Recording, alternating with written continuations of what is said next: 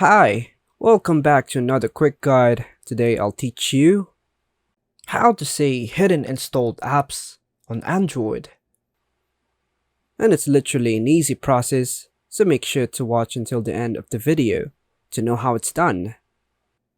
To unveil concealed applications on your Android device, undertake the following steps. So first things first, open the settings app on your Android device. To initiate the process, after entering the settings menu, return to the home screen. Scroll down to locate the hide apps on home and apps screens option. Within this section, you'll encounter a list of apps that have been discreetly hidden on your Android device.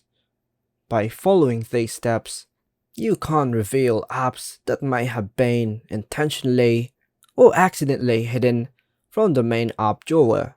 Now, keep in mind that these steps may vary slightly depending on the Android version and the device manufacturer. If you're unable to find hidden apps through the settings, you may want to consider using the third-party apps or launchers designed for this purpose. And that's all for now, folks. Hope you like and subscribe. Thank you.